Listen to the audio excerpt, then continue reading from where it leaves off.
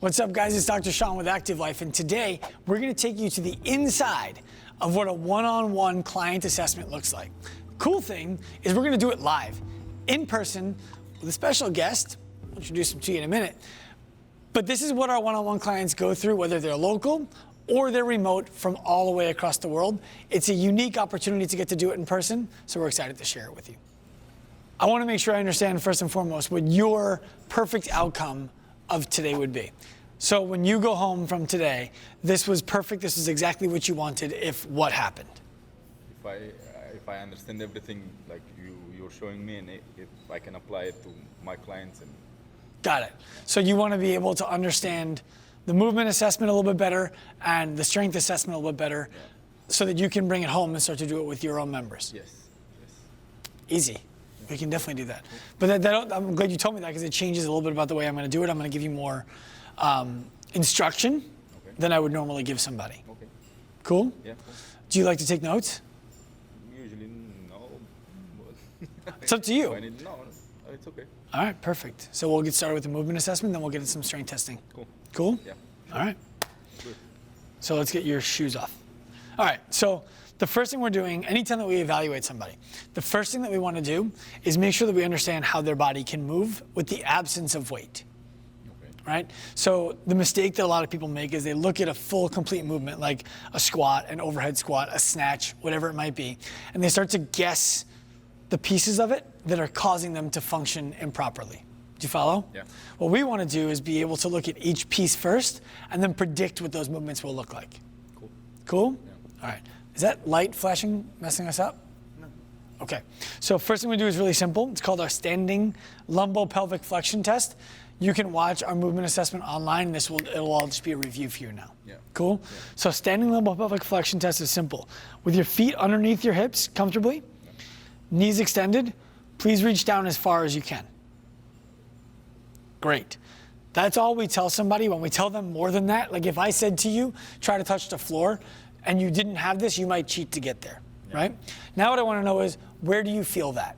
Hamstrings. Hamstrings. So you feel it back here, yeah? Do you feel it here? Yeah, a little. Do you feel it here? Yeah, it gets like the whole thing. So all the way down to here? No. Like calves, just the calves. To the top of the calf? Yeah.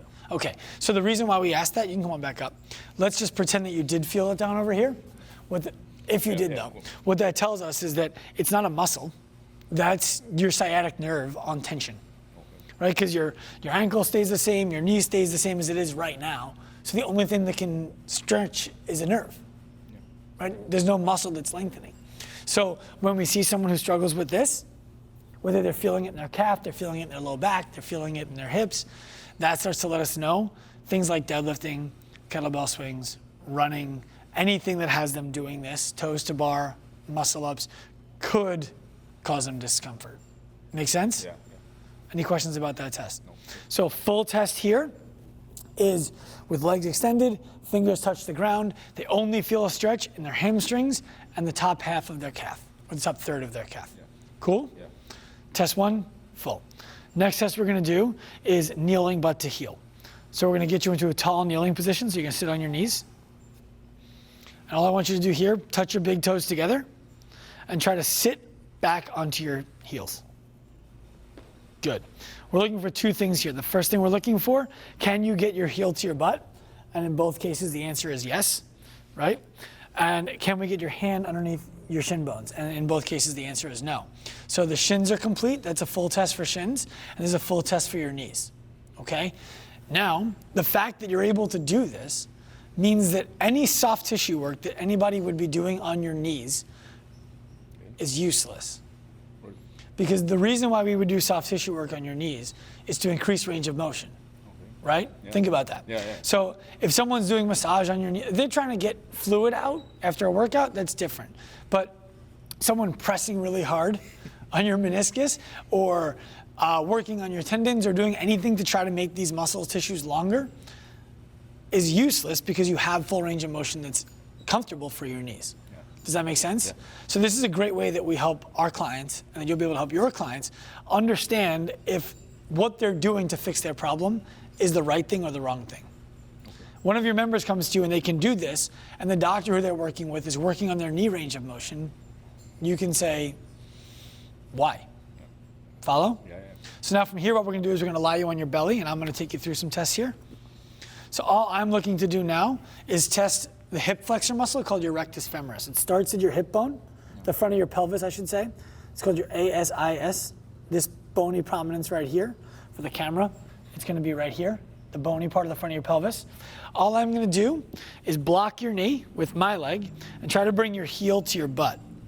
And what I'm looking for is, does your pelvis move from side to side? Does it dip forward? What do you feel with that? Okay, so he feels a little something in his low back. So what we would do with this is, let me ask you just while you're flat, can you brace as if you were about to do a heavy squat?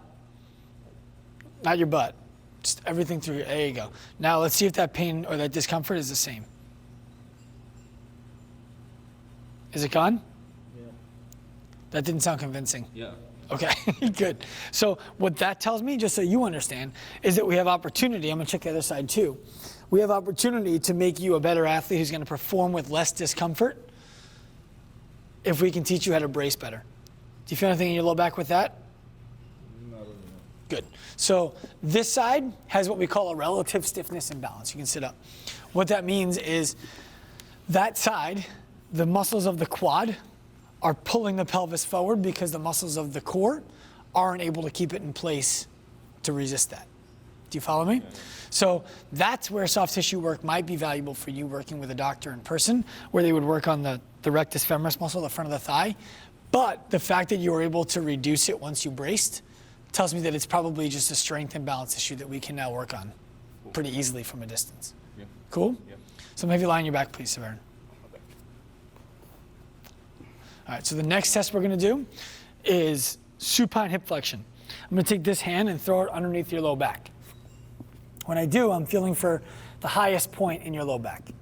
Now what I'm going to do is take this leg, bend the knee, and I'm going to check 3 different slots. Right up the middle, about 20 degrees off center, and about 45 degrees off center to see where the best spot for you to squat and how deep you should go is. Lock it into my shoulder. I'm feeling with this hand, the top hand, for your back flattening into the ground. And with this hand, I'm feeling for any kind of pressure resisting me. That felt really good to me. Did you feel anything with that? No. These hips were made for squatting. All of those felt the same to you, yeah? Yeah. Yeah. So this is a really, really, really good, well-functioning hip that you can squat in any position you want with. So ideally, straight ahead because you have the range of motion. Okay. That's where you'll be the strongest, provided that you train there. Check the other side.